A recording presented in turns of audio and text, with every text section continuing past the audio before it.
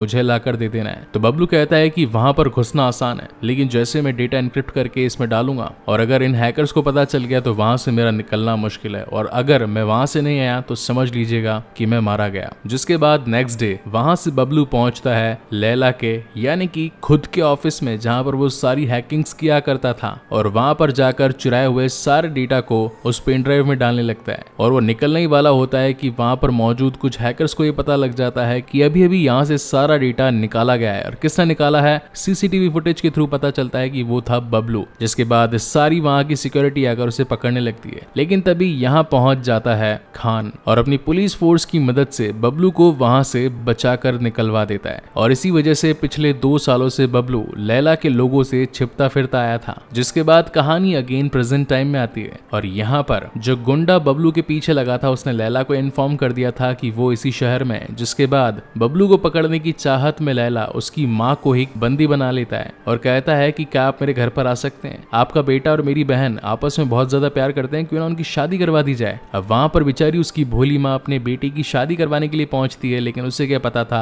कि वो तो खुद सांप के बिल में जा रही है। जिसके बाद लैला बबलू को कॉल लगाता है और कहता है कि अगर तेरी माँ की जान बचाना चाहता है तो चुपचाप यहाँ पर आ जा। अब हीरोपंती तो हीरोपंती सबको आती नहीं और इसकी जाती नहीं। अपनी छोटी बच्ची को बचाने के लिए ये पहुंच जाता है सीधा लैला के घर पर। यहाँ पर इतने सारे सिक्योरिटी वाले थे, इनके सामने सीधे हाथ से बिना लड़े निकलना बहुत बड़ी बात थी। इसीलिए बबलू ने उसी की एक साथी की पॉर्न वीडियो क्लिप खुद के पास रख ली थी और सही मौका आने पर उसी के खिलाफ यूज करी, जहां पर बबलू आसानी से उन गुंडों से बचकर निकल जाता है। अब बबलू को अपनी माँ को सेफ रखना था, इसलिए वो अगेन अपनी माँ को इंडिया भिजवा देता और कहता है कि बस 10 दिन का इंतजार करना है आपको वहां पर, क्योंकि यहाँ पर कुछ जरूरी काम है जो मुझे निपटाने। अब इन 10 दिनों के अंदर बबलू लैला के उन 5 साथियों के पास एक एक करके जाता है और उन सभी को देता है, पहले चाइना, फिर इजिप्ट, फिर रशिया, फिर दुबई, फिर मॉस्को, और हर एक को खत्म कर लेने के बाद में बारी आती है खुद लैला की। मगर लैला को मारना इतना आसान नहीं था। वो एक क्रिमिनल के साथ साथ एक मैजिशियन भी था, जिसकी खुद की एक अजीब दुनिया थी, इल्यूजन से भरी हुई। अगर आपने मेरी स्पाइडरमैन होमकमिंग देखी होगी तो उसमें मिस्टीरियो के पास में भी ऐसा ही कुछ मायाजाल था, जहां पर वो इल्यूजन्स क्रिएट कर करके सामने वाले को थका देता था, और वैसा ही कुछ इस बार भी करने वाला था।